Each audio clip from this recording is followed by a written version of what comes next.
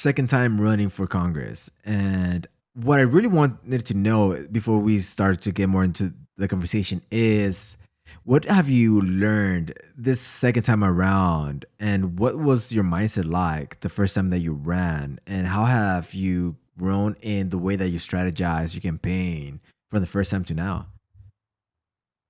Yeah, so thanks so much for asking that question. So I'm the Democratic nominee for U.S. Congress in Texas's 21st Congressional District, for those who are listening, watching. And the first time that I ran, I had never run for office before. I was really learning everything from scratch. I'm not a politician, I'm a scientist, and I, all I had done at that point had was volunteer in other people's campaigns, including Abigail Spanberger. I helped knock doors in Virginia before she was even a congresswoman, and now she's the governor of the state, Oh. which is pretty cool. I made phone calls for Beto. I did my part as a volunteer, but I never imagined that I would run a campaign or be a candidate myself. And so much of that first campaign was getting to know the structures and systems of how things work, Mhm. understanding how the party works, understanding what, precinct chairs are, and um, getting to know people who didn't know me whatsoever, that I got to know as well. Um, Building relationships was a big part of my first campaign, and now, I mean, we're 3 years in the trenches together, so I know a lot of Mhm. folks quite well, and now it's just building off of what we started in that first campaign. I feel like I've likened it to that first campaign was like building a plane as we flew it, and now we're Mhm. building the GPS so that we can land it where we want it to. Mhm. So, what was the reason that you actually jumped into the campaign in the first place? Oh my gosh, so many reasons. Well, so I grew up in South Texas, and I was raised by a single mom who at times had to work multiple jobs to help pay the bills. And I started working when I was 14 years old to help out. And I watched my family work really hard, but still struggle living paycheck to paycheck. And as I've gotten older, I've just seen those, the wealth disparity grow further and further. And as I, blossomed in my own career, education is really what gave me an opportunity to thrive and to build a career and to become a scientist. Taxpayer funded programs like Pell Grants helped me afford college. Um, Taxpayer funded research funding and grants like from the NSF, the National Science Foundation, helped me become the first in my family to earn a PhD. And, you know, I, as I've gotten older and as we've seen the hostile takeover of our government by people who don't believe in public service, we've seen a lot of those programs be dismantled. And I happened to just move to the DC area right before the first Trump administration came to be. I was a scientist who had just gotten my PhD. I moved to the DC area to start a postdoc at the University of Maryland, having no idea that our country was about to elect a malignant narcissist. And I I guess became a little radicalized as so Mhm. many other people across our country. Like, it was a political awakening for a lot of people. And I wore a lab coat by day and became a grassroots organizer by night. I was advocating for evidence-based policy. I didn't quite understand what policy was even. I mean, I was an academic researcher and didn't understand how policy impacted my life. I had always been somewhat political, I guess. My first year in college was the Iraq War, and I got really interested in civic engagement. I guess at the time, I protested. I participated in my first protest and started to, see the lies that can happen in politics. Mhm. Um, but yeah, I living in DC really changed everything for me. I ended up leaving the lab in 2020 during the pandemic when I saw how important it is that we have policymakers who understand science, much less believe in it.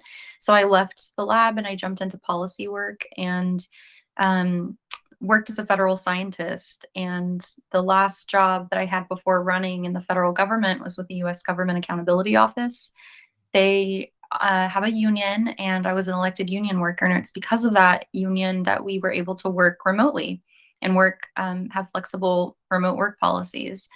Within the first week of starting there, I asked if I could move back home to Texas, and they said, "Sure, we want you to be in your happy place." So I moved home within a month. I moved back to Texas, and it's just so much more of an extreme version of the home than when I left. And I, you know, honestly questioned whether I'd made the right decision or not, and felt like it's not a home when it's hostile uh, to people who don't fit a certain narrative, who don't look like the people in charge, or love like the people in charge, or worship like the people in charge. And I had fewer rights just a few months in than I did when I was a college student, when they took away the right to, reproductive rights here in our state. So honestly, it was the extremism that I felt compelled to run. At the time, I was advising Congress on science and tech issues, and I thought, why am I trying to educate members of Congress when I could become one? Mhm. So I started gathering information, learned, met people who had run for office before, asked them questions about what it was like. Like I approached it like a scientist. It's like Mhm. gathering information, educating myself, figuring out what it would take for me to do that. And there's quite a lot of life changes that I had to make. But I was committed to it, and I'm very passionate about it. So I'm really glad I took that leap and have become just a different person entirely from this experience. Yeah, and it seems that some people in Congress are not open to any information that you even give them. So even if you try to teach them, they're not really open to new ideas, and that's an issue because we have Congress people in office that have been there for decades, and that's an Mhm, issue when they don't even accept new ideas. mhm, So getting in fresh new ideas, back in 2016, when Bernie Sanders ran for president, that's the first time that I actually felt excited to vote, and I know that a lot of people did as well. And I understand why Trump won, because Trump gave people something to be excited about, even though a lot of people may not have agreed with that particular candidate, but people became excited to go to the polls and vote.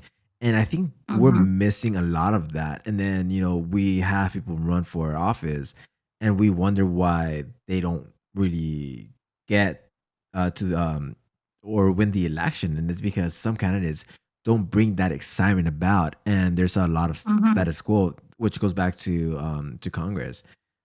And it just seems nothing's really changing because some like some I wouldn't really say the party, but there are certain established rules in place that prevent candidates like Bernie Sanders from actually achieving the presidency, and I mhm. think that's also Well an issue. well, let's be clear. There are problems with the way that our politics are run generally in this country. Hmm. I am not somebody who's supposed to run for office. I Hmm. don't come from money. I don't come from a rich and powerful family. And honestly, it is impossible. It's not impossible. I am proving that wrong. Hmm. It is difficult to run for office if you do not have money. It's difficult if you don't have spousal support. It's difficult if you have small children. Like this is not a place for most people. And that's part of the problem, right? The reason Hmm. that we have status quo in office is because too many people are not, they don't understand the struggle of everyday people. Too many people in office, these elected leaders are coming from privileged backgrounds, privileged lives. They're far separate from the people that they're supposed to be representing. And for me, the thing that I recognize, the reason I believe so many people supported Trump and were excited to vote for him, is because Hmm. we are craving authentic leadership. We are Hmm. craving a person who's not a politician, right? And I mean, it's funny now in retrospect because Trump is absolutely a politician. Mhm. And he claimed that he was going to fight corruption, but that's what people were hungry for. They wanted a person who they could trust because they do not trust politicians. And they wanted a person who they believed was going to fight, fight the establishment and fight Mhm. corruption. And no, he's actually one of the most corrupt presidents in American history, if not the most. This is the most corrupt administration. And, I still think about how what that does to the electorate in our country, regardless of somebody's politics. It makes them distrust politicians and distrust government even further. But I feel like I liken our government to a tool, to a hammer. Like it's a tool that can be used for good or for evil. It can build Mhm. things or it can break things. And it's all a matter of whose hands we put it in. And if we've been putting it in the hands of people who want to break things, who aren't aren't driven by the right motivations. They're driven by greed, they're driven by power. And we have to break those power structures. And the political system is absolutely, unfortunately, a trap that only serves those who are um, they have money, and so that's kind of obviously a motivation for them. We need systems that make it easier for everyday working people to run. And the reason that I was able to, as I said earlier, I alluded to, like, I had to give up a lot in my life. I quit my job to run. I saved up a lot of money to run, to live off of, but I also gave up my housing because I couldn't afford to do this you know, while not bringing in a paycheck. So, Mhm. um, I gave up a lot. I gave up my healthcare. I gave up my pension to do this. Not everyone can do that. And it was a drastic measure, but for me, times call for drastic measures. Mhm. And I was worried about the writing on the wall that I saw Donald Trump was going to become the nominee again, and really wanted to do everything I could in my power to stop that and prevent that. And obviously, one person can't do that. And even though I didn't win that first race, I'm really proud of the grassroots Mhm. campaign that I was able to build, that we were able to build. This was a community endeavor, but given that I don't come from money, like I was able to raise over $500,000 from the grassroots, did not accept corporate PAC dollars, and I was able to garner the support of over 153,000 bipartisan voters in our Mhm. district, including Trump supporters. Um, I think that people are hungry for change. They were hungry for change in 2024. The tides are turning. I know that we're building off of that last campaign, and we're going to be able to make a huge difference and flip the seat. We don't have a Republican challenger in this cycle, so I'm no longer running against an entrenched incumbent. Mhm. And they actually dummy-mandered our seat when they tried to uh, again, concentrate their power by gerrymandering our state here in Texas. They actually dummy mandered our district. They drew conservative voters out of it. And I want to make sure that that plan blows up in their face. We should end gerrymandering. We need to get money out of politics. And elections are a way to hold our politicians accountable. If we do not have the ability to do that in a fair way, there is no democracy, and we are doomed as a country. This grand experiment does not work anymore. Mhm. So we really need to elect leaders who care about that and who want to fight that and make that change. Mhm. And something to note is that you come from scientific background, right? You Hmm. studied animal science. Hmm. Do you think that has influenced the way that you campaign and you build your platform? It's definitely it's impacted the way I approach campaigning for sure. I Mhm. mean, I'm a data driven person, Mhm. and elections are often have to do with math, right? It's a Mhm. math issue. It's a math problem. Um, Especially when you think about like door knocking, where are you going to knock doors? Where are you going to make Mhm. calls? I mean, I try to be everywhere all at once, which is a lot for one person, but I approach my campaign the way that I approach any scientific problem. And um, I think it's important for voters. I've had a lot of people ask, like, what does science have to do with politics or policy? And that's always a funny question to me because if we had leaders who believed in science and believed in data and evidence, then our policies would be driven by those instead of ideology. But that's not what we get, right? Um, we need leaders who trust science, who trust scientists to do science, Mhm. and I think that makes me quite a different kind of candidate because I approach the way that I run my campaign differently than other candidates would because of my background. I think the issue is that we have been lied to for so long that we don't even want to believe anything. No matter if it's proven by science. I think that's the biggest issue. That people are so fed up with being lied to all the time, and people just want some change, and we're not seeing change. So now, even when they're presented with science and data, they just don't want to believe any of it is real because they feel that there's people out there that don't have their best interest at heart. Right. Absolutely. And that's part of the problem, right, of politics. I actually hate politics as a scientist because it so much of it is driven by ideology instead of actually improving people's lives. And for me, I think that I can completely understand the frustration with people that don't trust their politicians. And I also don't trust most politicians as far as you can throw them. Like it's a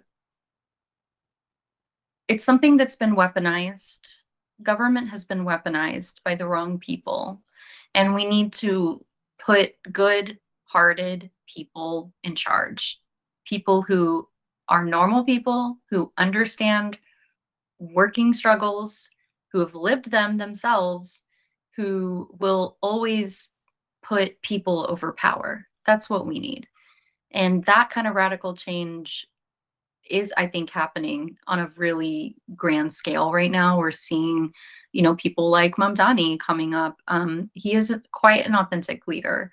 Um, I was actually watching a video this morning that by a comedian that was funny, and the comedian was likening Mamdani to work from home, like remote policy that we had Mhm. always been lied to that it's something that can never happen because like it would close businesses and it would do. And then when the pandemic hit, we saw that work from home was possible, and he likened Mamdani to that because he's like, we've been told like these promises by politicians that, oh, I'll get you free childcare, we'll make housing affordable, and then they get in office and they're like, oh, I can't really do that, but he's doing that, right? He's delivering on his promises and showing what's possible when we put the right people in place, people who are trustworthy, people who mean what they say.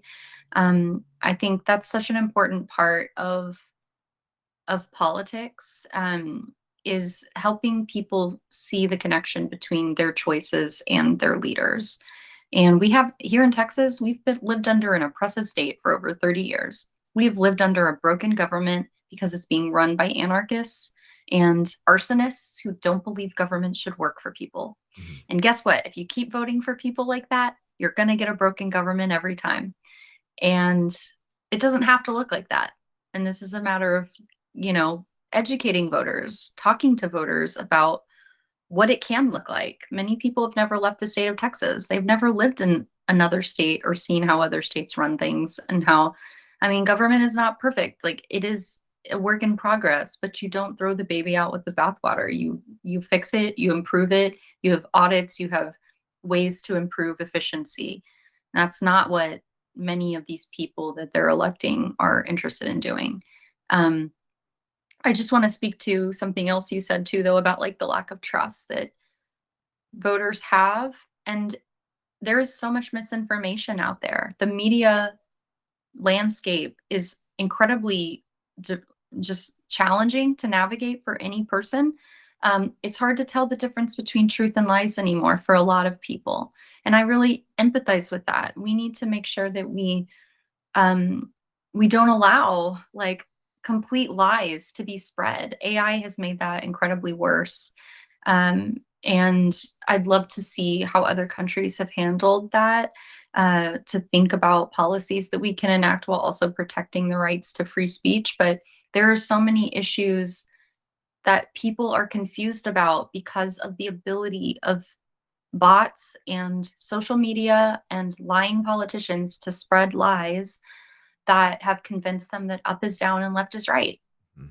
So that's something that we have to actively work against. And I see that as my civic duty as a candidate to help educate people. And, they can choose to be educated or not. I would hope that they choose to be educated.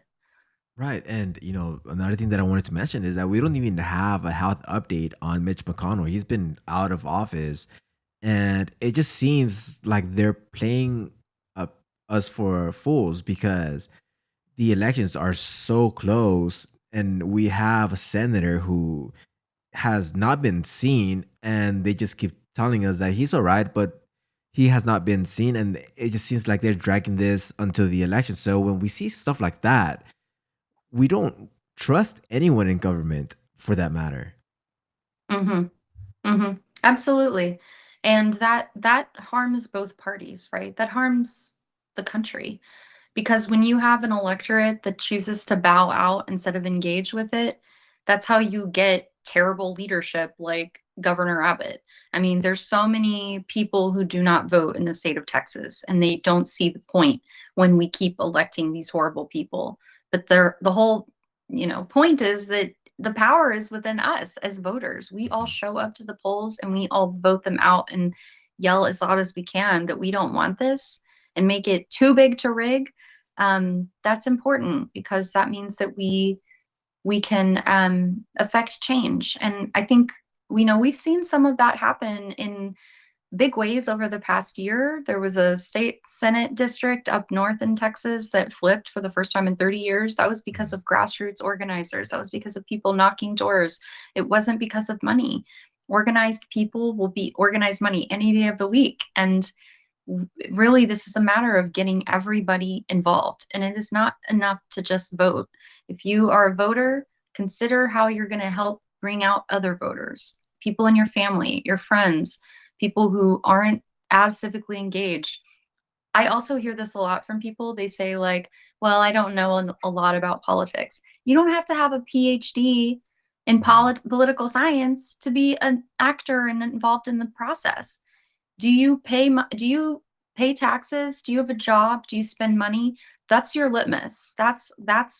If those are true, you should absolutely be voting at every level of government, your local government, your state government, your federal government. All of them impact you, and the further down your ballot you go, the closer you get to your doorstep. It's so important that people are engaged in the process, and organizations like the League of Women Voters provide a wonderful resource for people to educate themselves on. I always tell voters, go to vote411.org to get an unbiased view of who's on your ballot, what do they care about, and then you make those calls when you go into the ballot box. It's so important. I truly believe in civic engagement, civic education, making sure that everyone has a right to vote. That's why it's so awful to me that I'm running to represent a district that was the birthplace of both LBJ, who was he created the Great Society. He helped enact voting rights and civil rights. But currently, the seat is held by Chip Roy, who's the author of the SAVE Act, the very bill that's trying to disenfranchise millions of voters across the country by requiring proof of citizenship. And I mean, you couldn't get a more disparate, group of people leading this district, but I want to make sure that we enact and protect the right to vote and make sure that we expand those rights for people, especially after the recent gerrymandering that they did in our state that disenfranchised Black and Brown voters. It's wrong, and it's another way for these power hungry politicians to concentrate power and keep us from choosing our leaders. They're choosing us instead of us choosing them. Yeah, and my opinion also is like the Safe Act is such a distraction because now we have a bipartisan housing bill, and have in mind this is a bipartisan housing bill, but Trump won't sign it because he wants the SAFE Act to pass. But Hmm. we're talking about a bipartisan housing bill that is supported by both parties. But something in him does not want to sign that because that's going to prevent institutional investors from buying up properties, which is going to benefit both parties, people that support both parties. But he does not want to sign that bill because he wants to pass a SAFE Act. But he knows that Democrats highly oppose that bill. So I feel like that's being used as a distraction to not do what is actually going to benefit people. And Sure. it almost seems like that's just politics. And it's corruption. It's a person who Donald Trump doesn't do things for other people. He does things for himself. That's the question he asks. How does this benefit me? And that's the opposite of what a public servant should be. The question should be, how does this benefit the people I represent? That is never the question that is on Donald Trump's mind. And all of his enablers in Congress who have allowed all of the unlawful activity over the past year, they're complicit in this. Um, you're right that it's a distraction. This is a distraction, but understand that both at the state level here in Texas and at the federal level with this new administration, they're not interested in solving real problems. They're interested in making up problems. And we need actual problem solvers. If you take voting, for example, what's the biggest problem with voting? That Di- yeah, go ahead. I mean, I was going to say that not many people vote, or there's a lot of misinformed voters as well. It's two Yeah. two things. And if you care about our democracy, if you love our country, if you're a patriot, then the problem to solve with voting is to figure out how are we going to make sure that everyone has a right to vote. That to me seems very straightforward, but that's not what Republicans are doing. Republicans are making up problems, claiming bald-faced lying that there are immigrants voting or there's a lot of voter fraud when the evidence does not bear that out. They repeat the lies so many times, they've convinced people that that's true. It's not. The evidence completely, this is again why it's important to follow the evidence, to request that they provide the data and evidence before you believe any claims they're making. And it's honestly, it's disgusting. The way that they're weaponizing and using their positions to create these false problems and narratives that get people riled up. They're distracting from real problems. And the only reason that I can come up with for why they would do that is that this is how they stay in power. This is how they benefit their donors, the special interests funding their campaigns through dark money. Again, this all comes back to corruption Mm. to me. And so we have to change the system. We have to change the people in charge, and that starts with us. Hmm. Yeah, I mean, I hope that it happens because it just seems like every 2 years the messaging never changes. It's always like this is the most important election of your lifetime. You need to vote, but it's always the same messaging.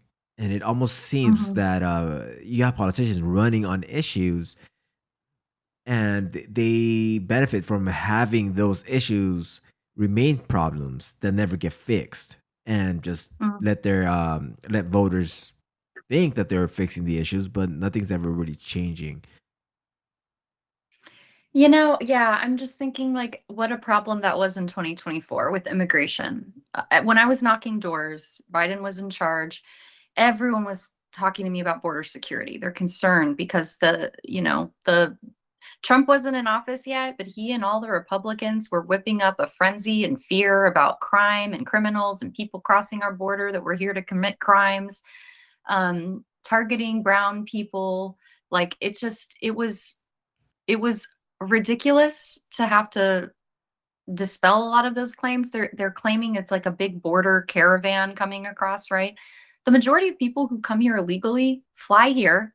Mhm. They do not cross the border. They fly and they overstay their visas. Again, this is why following data and evidence is important. But I say that because so many people were convinced of the lie And Biden, the Democrats in office at the time, actually, it wasn't just Democrats. There was a bipartisan border bill. There was a Mhm. bipartisan bill that would have updated the immigration process and reform. Uh, and Trump told every Republican in Congress to kill it. He did not want to actually solve that problem. He wanted to use it as a talking point on the campaign trail so that he could get back in office. And it worked. It worked. Mhm. Who loses from that? All of us. We all of us lost from that. And Mhm. now he's in office. Now he's given ICE a 70 plus billion dollar, well, 70 plus billion dollars recently, plus a $70 billion slush fund. Um, and we've seen the outcome of that, how that's been harmful, incredibly harmful for communities across our country. Mhm. For I'm thinking of like, the hardworking small business owner who was just murdered on the streets in Houston a few days ago Mhm. because of the color of his skin. They got the wrong guy. This is um it's absurd. It needs to be People need to be held accountable. This administration needs to be held accountable. Stephen Miller needs to be held accountable. ICE needs to be held accountable. Those agents need to be held accountable. Mhm. The weaponization is just wrong. The Mhm. loss of civil rights, wrong. Yeah, and I mean, there are people that voted for Trump, and they know they see what's happening, and they Mhm. see the lies that they were told. But people are desperate for something. It doesn't matter if they're lied to; they're just desperate for that change. But people that supported Trump see that. They see that even when it comes to border security, even when it comes down to the issues that Democrats not necessarily support, that Trump was pushing, he did not even meet those issues to like appease his base. He did not do that. He just wanted to get in there, and I think it is because he's a corrupt politician, and he wanted to get in there to, Mhm. run with his corruption To even loot more. us, to loot us and not go to jail. Hmm. That was his purpose. Yeah, because he when he ran the first time around, and this was back in 2016, and he came down the escalators and said, they're bringing rapists, they're bringing murders. Like, do you want rapists? Do you want murders? I'm like, no, we don't want that. I'm like, well, we need to build a wall. But I mean, that's not really fixing the issue. And I think a lot of people voted because, of course, no one wants rapists and murderers and drug dealers coming into the country. But that never really got fixed because it was just like that talking point. It was Mhm. building that fear in Yep. voters. It was a political football that was used. Mhm. Hmm. Yeah.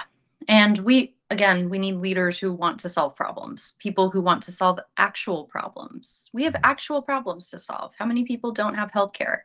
How many children live in poverty right now? For the richest country on earth, there's no reason we should be living in poverty. Here in Texas, we have hundreds of schools that are closing. We have a $28 billion surplus. Why are we closing schools? Because the governor is withholding funds so that he could enact a voucher scam that allowed his donors to profit off of our taxpayer dollars. And we can subsidize the private school educations of the richest Texan families and indoctrinate the children of Texas with their Christian ideology. Hmm. This is it's maddening.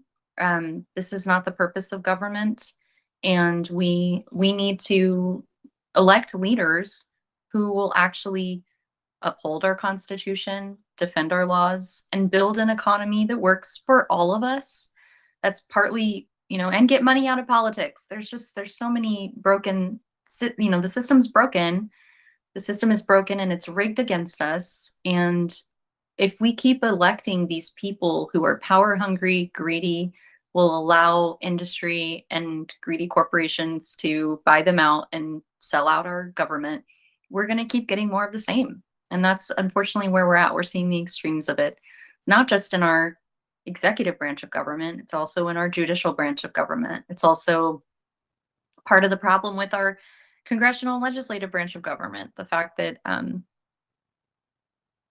there are so many members of Congress doing nothing to stop this unlawful behavior Oh yeah. happening right now. Yeah. Yeah. And I'm very interested to see how this election is going to come about because a lot of people are fed up with Trump. People that voted for him are fed up with him. And Hmm. like I think this the housing bill is the last straw because it's going to benefit everyone. It We have a huge housing issue, and he Hmm. said that he was going to sign the bill. And when it came down to signing the bill, he decided not to do that until the SAVE Act was passed. So yeah, a lot of people are fed up with Trump, and a lot of people are fed up with the Republican Party. Tucker Hmm. Carlson came out and said the Hmm. same because we all see it, and I just don't know what's really going to happen. And I think this is the first election that we just don't know what's going to happen if a lot of people just leave the Republican Party, but a lot of people that leave the Republican Party feel like they have no home as well because they don't Hmm. necessarily support the Democrats' ideals, but at the same time, they feel that the Republican Party is not even representing them either. So a lot of people have Right. that same sentiment. Oh yeah. I meet a lot of people in that boat. I meet a lot of independents who are like, I'm unhoused. They're like, I have no political home right now. And, there are a lot of Republicans who just will vote Republican no matter what, even though this administration has destroyed our economy, is destroying our freedoms right before our very eyes, and destroying our democracy. Um, we have a lot of people that I think need to be told, like, look, the Democratic Party might not be your party, but if you want your party back, if you want the norms to exist, then you cannot vote Republican. They have to lose to understand what needs to change, what has to change in their party. They have to lose, and if you keep voting for them, you're going to get more of the same corrupt crap. So, same thing with Democrats. I mean, neither party is perfect. Neither party, um, both parties are, you know, it's possible both parties have corruption, right? Mhm. We need to elect incorruptible people, and we need to elect people who care more about public service than self-service. And that is not the Republican Party right now.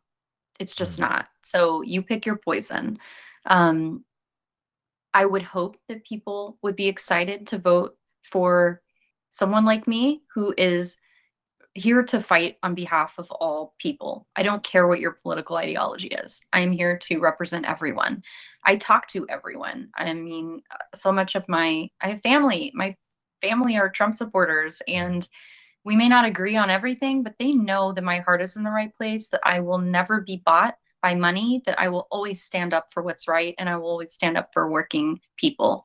And that's the kind of leadership that we need right now. So I am really hopeful. And I do feel like this is a year of change. We are going to see a huge reckoning in this country in this midterm Mhm. election. Um, I hope more people who haven't felt a place in politics wake up before this midterm and make sure that they get their voice heard to help be a part of that change, because that change is coming Oh and yeah. I'm really excited about it. Mhm. We need it desperately. Oh yeah, yeah. Because it really comes down to no matter whether I really support your platform or not, I at least want to know that's what you believe, and your platform was not purchased by donors. Mhm. Absolutely. Yeah, I mean, I don't take corporate PAC dollars. I am funded by just the grassroots, and well, not just. The grassroots is everything. It's Right. who I'm beholden to. When Hmm. you can see my financial filings and see who's given me money, and you know who I'm beholden to. It Hmm. is not corporations. It is Hmm. not um, dark money. I don't accept that. So Hmm. for folks who want to help support our campaign here in Texas, and everybody knows and loves a Texan. They can learn more by going to www.hookthecrooks.com.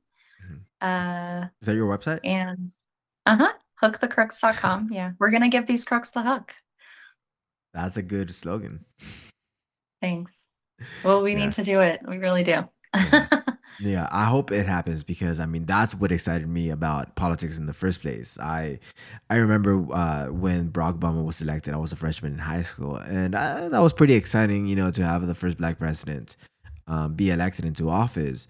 But when Bernie Sanders came around and he started making a lot of sense, that's when I really got excited about politics. And uh, it was something that he said that it felt refreshing that things will change, and I like to believe that he instilled a change in culture that things will change, and what we're experiencing right now is just temporary. hmm Absolutely. And that's true. We don't only have to believe it though, we have to live it. Mhm. Like a lot of people are despairing right now, and action is the antidote to despair. Yeah. People watching this need to get involved in whatever campaign they're excited to be involved in. Whoever they want to support, get involved. Go knock doors for people. Go knock doors for your local candidate. Go make phone calls. Donate money if you don't have time. These are all very important ways that we support and contribute um, to the democratic process. And it's really fun to go out and talk to neighbors. It's really fun to go engage people, to register voters, especially here in Texas, where they have made it increasingly difficult to do that, to allow people to vote. Mhm. We're gonna keep jumping through those hoops, no matter what hoops they give us, Yeah. because this is our damn right, and they can't take it away from us. And if it didn't matter, they wouldn't be trying so hard to take it away from us. So Mhm. we really need people um, to step up in a big way this year. And Yeah. I am very hopeful because I'm already seeing a lot of that change happening. And I am so excited to be a part of this fight. Yeah, yeah, I know it's a really exciting time, but listen, I really enjoyed this conversation, and we should have more conversations like this because it's important to talk about the issues, and not just yell at each other about the issues, but Mhm. like listen to what people have to say and come to a better understanding of what is happening and Mhm. make up our minds that way. I 100% agree. Yeah. Estoy de acuerdo. Yeah. Well, Well, thank it's you. nice to meet you. Nice to meet you, and thank you for joining me. Thanks for having me on, Eric. I appreciate it. See you.